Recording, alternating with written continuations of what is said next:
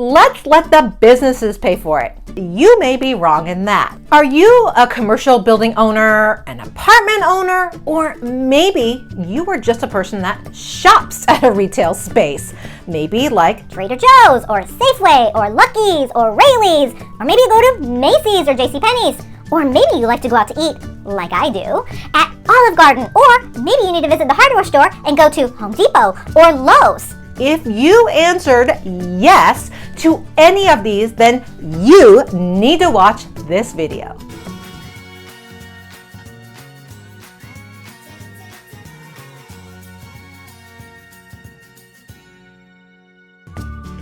Let's talk about the repeal of Prop 13.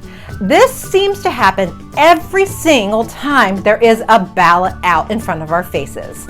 Let me just preface with this. It's not the Prop 13 that was the school bond that we had in March of 2020, and I called that one the new Prop 13, and you can see that video here. This is the Prop 13 that is passed in 1978 that keeps the homeowners' taxes from increasing more than 2% a year, and you can see that video here. Just to let you know, I'm also going to link those at the end so you can watch this video and then watch those after. So the repeal that everyone is talking about, let's talk about it now. I'm going to be honest and say that we don't know right now what is exactly going to be on the ballot. But here is what the talk is. The talk is about the split roll.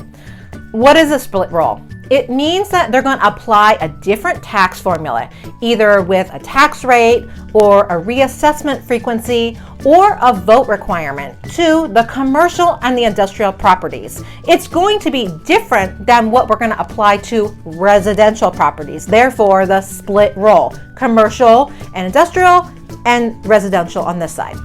So I know that a lot of people are not going to let their personal tax residences go up. That's going to be your single family homes, your condos, and your townhomes. The important part to note is that this must be your primary residence that you and your family live in. Honestly, this has been fought over so many times and lost. So now they're going for the businesses. They're not going for the business taxes, but they're going for the businesses or the individuals that own the commercial, the industrial, the multifamily units, and homes and investment properties. The jury is still out if these are going to be about homes that people don't claim as their primary residence. Like maybe they live in one home and they're renting out the other. We don't know for sure on those. The change that's being proposed can affect any property that's not your primary residence. All we know is that they are going to be able to be taxed at whatever the current value of the year is. And what's being said is that they're going to reassess those commercial and industrial properties every 3 years. Now, this is the important part. You might be saying, well, I don't own an apartment building, I don't own a commercial building, I don't own an industrial building, so it doesn't affect me. And I think we should have more money in California, so I'm gonna vote yes for it. Let's let the businesses pay for it.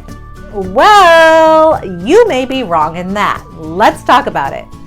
Let's take 2 examples here, okay? Let's take the first one for renters. Let's say that you live in an apartment building.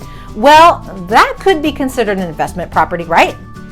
Do you really think if your landlord's taxes go up, that he is just going to eat the cost of higher taxes?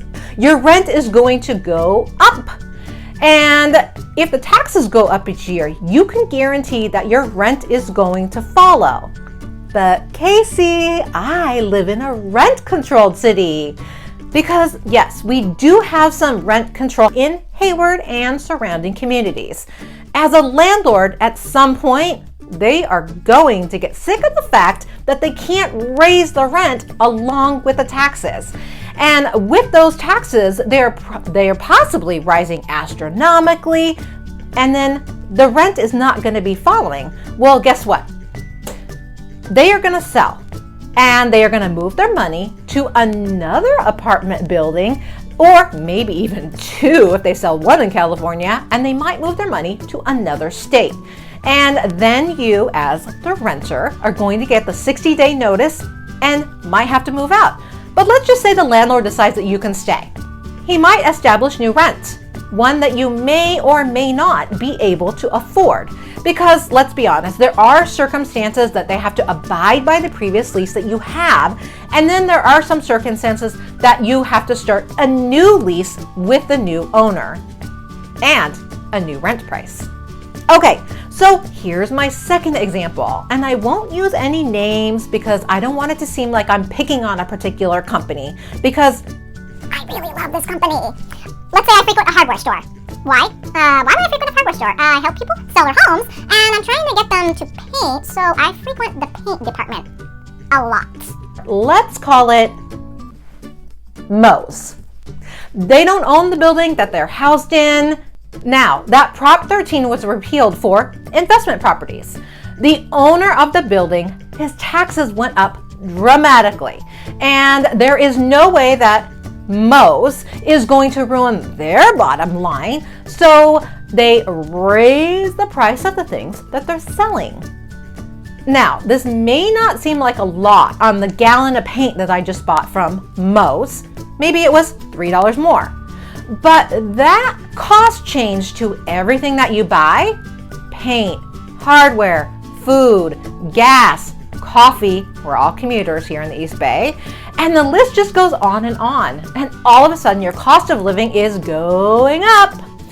But you voted yes on the split roll because you wanted those businesses to pay. So don't believe me, read the ballot when it's time, educate yourself, know what you're paying for taxes. So if you liked or learned from this video, you need to watch this video and this video about Prop 13, and I would love it if you would subscribe to my channel here. See you on the next one.